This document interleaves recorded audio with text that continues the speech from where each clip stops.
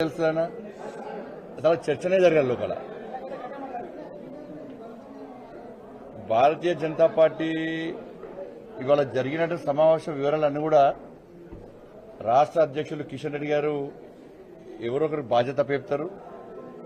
జరిగిన విషయాలను కూడా వాళ్ళు మీడియాకు స్పష్టం చేసే ప్రయత్నం చేస్తారు. ఆ బాధ్యత నాది కాదు. ఈరోజు భారతీయ జనతా పార్టీ ఏ సమావేశం నిర్వహించినా కూడా రాబోయే రోజుల్లో పార్టీని ఏ విధంగా ముందు తీసుకుపోవాలి, పార్లమెంట్ ఎన్నికల్లో భారతీయ జనతా పార్టీ అత్యధిక స్థానాలు ఏ విధంగా గెలిపించుకోవాలని చర్చ జరుగుతుంది తప్ప వేరే విషయాల గురించి చర్చ జరగదు. దాంతో ఆ విషయాలు చర్చించి మేము టైం వేస్ట్ చేసుకోము.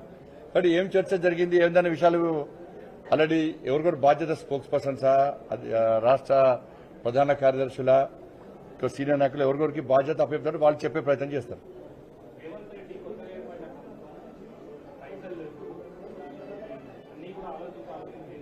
ఇప్పుడు ఒక్కటి గుర్తు, తెలంగాణ రాష్ట్రం అప్పుల పాలైందని చెప్పి కాంగ్రెస్ పార్టీ ఎన్నికల సందర్భంగా ప్రచారం చేసింది. భారతీయ జనతా పార్టీ కూడా ఎన్నికలప్పుడు టీఆర్ఎస్ పార్టీ ప్రభుత్వం, బీఆర్ఎస్ పార్టీ మూర్ఖత్వ ప్రభుత్వం, కేసీఆర్ నేతృత్వంలో తెలంగాణ రాష్ట్రాన్ని అప్పుల పాలు చేసిందని చెప్పి మేము కూడా ప్రచారం చేస్తాం. ప్రజలకు కూడా వాస్తవాలు తెలిసి ఒక్కొక్కరి పేరు మీద 1,60,000 అప్పు చేసిన విషయం ప్రజలు కూడా తెలుసుకున్నారు. కాంగ్రెస్ పార్టీకి అధికారం ఇచ్చారు, కాంగ్రెస్ పార్టీని నమ్మారు, కాంగ్రెస్ పార్టీకి అధికారం ఇచ్చారు. కానీ కాంగ్రెస్ పార్టీ ఎన్నికల సందర్భంగా 5 గ్యారెంటీలు 6 గ్యారెంటీలు ఇచ్చింది. మరి కాంగ్రెస్ పార్టీ ప్లాన్ ఏంది? ఇప్పుడు తెలంగాణ రాష్ట్రం అప్పుల పాలైందనే విషయం వాస్తవం. మీరు చెప్పారు, మేము చెప్పినాం, ప్రజలు కూడా నమ్మారు. 6 గ్యారెంటీలను ఏ విధంగా అమలు చేస్తారు, తెలంగాణ రాష్ట్రంలో అప్పులను ఏ విధంగా తీరుస్తారు అనే ప్లాన్ మీకైతే ముందుంటారు. ఎన్నికల ముందు మీరు 6 గ్యారెంటీలు ఇచ్చినప్పుడు మీకైతే ప్లాన్ ఉంటుంది. ఆ ప్లాన్ ఏందో ఇప్పటికీ ప్రజలు వివరించారా మీరు? లేదా ప్రజలకు ఇప్పటి కూడా ఒక భయాందోళనలో ప్రజలున్నారు. అప్పుల పాలైంది తెలంగాణ రాష్ట్రం, ఒక్కొక్కరి పేరు 1,60,000 అప్పు అయింది. ఈ అప్పులు కాంగ్రెస్ పార్టీ ఏ విధంగా తీరుస్తుంది అని చెప్పేసి ప్రజలు ఒక వేచి చూస్తా ఉన్నారు. దాన్ని పట్టించుకోకుండా కాంగ్రెస్ పార్టీ పార్లమెంట్ ఎన్నికల వరకు కూడా 6 లక్షల కోట్ల అప్పు చేసింది, 6 లక్షల కోట్ల అప్పు చేసింది అని చెప్పి టైంపాస్ చేస్తూ కాలం వెలుగుచ్చే ప్రయత్నం, ఒక ప్లాన్ కాంగ్రెస్ పార్టీ చేస్తున్నది. కానీ ప్రజలు కాంగ్రెస్ పార్టీ యొక్క ప్లాన్ గుర్తిస్తున్నారు. మరి కాంగ్రెస్ పార్టీ ప్రజల విశ్వాసం చూరగొండాలంటే ఇప్పటికైనా కూడా మీ ప్లాన్ ఏంది?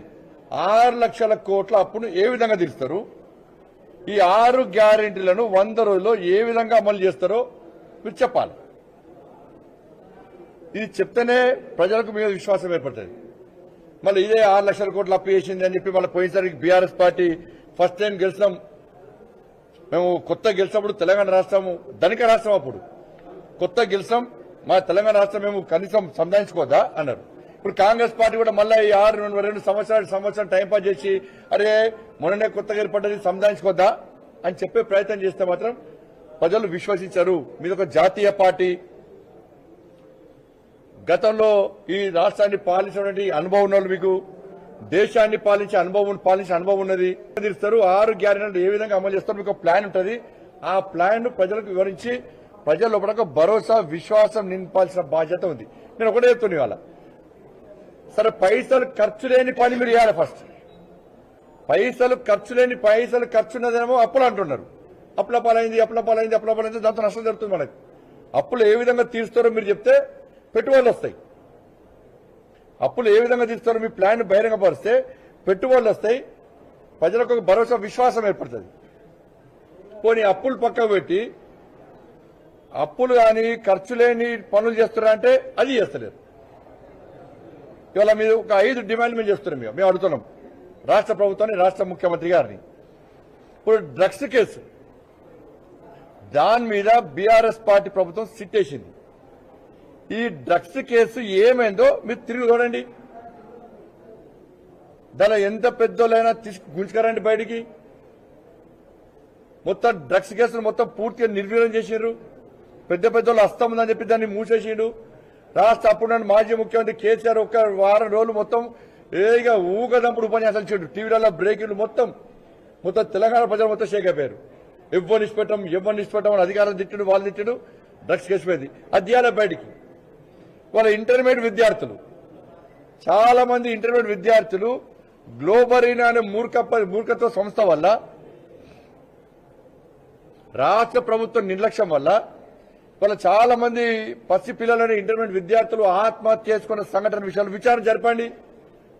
దాని కేసీఆర్ కుటుంబ సభ్యుల హస్తం ఉంది. అలా గ్లోబరీనా సంస్థ వెనుక ఎవరున్నారు? ఎవరి బినామీ సంస్థ? డ్రగ్స్ కేసు మూసేయడానికి కారకులు ఎవరు? గ్లోబరీనా ఇంటర్మీడియట్ విద్యార్థుల విచారణను మూసేసడానికి కారకులు ఎవరు? పట్టుకరండి వాళ్ళను. టీఎస్పీఎస్సీ పేపర్ లీకేజ్ విషయంలో ఎందుకు విచారణ మళ్ళీ కొనసాగిస్తలేరు మీరు? లీకేజ్ కారకులు ఎవరు పిఎల్ ఉన్నారు? టీఎస్పీఎస్సీ కేసును నిర్వీర్యం చేసింది ఎవరు? నిర్వీర్యం చేసే వ్యక్తులను కూడా మీరు విచారణ జరపాలి. 317 జీవోను సవరించరా? చెట్టుకోరు పుట్టకోరై ఇప్పటి కూడా ఉద్యోగస్తులు ఇబ్బంది పడుతున్నారు. వాళ్ళ ఉపయోగం తీసుకోండి. దానివల్ల లాభపడితే వాళ్ళని కొనసాగించండి, సవరించండి వాడిని.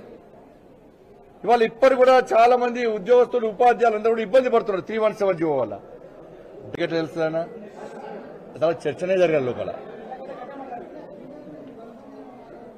భారతీయ జనతా పార్టీ ఇవాళ జరిగినట్టు సమావేశ వివరాలన్నీ కూడా రాష్ట్ర అధ్యక్షులు కిషన్ రెడ్డి గారు ఎవరో ఒకరు బాధ్యత పేపుతారు. జరిగిన విషయాలను కూడా వాళ్ళు మీడియాకు స్పష్టం చేసే ప్రయత్నం చేస్తారు. ఆ బాధ్యత నాది కాదు. ఈరోజు భారతీయ జనతా పార్టీ ఏ సమావేశం నిర్వహించినా కూడా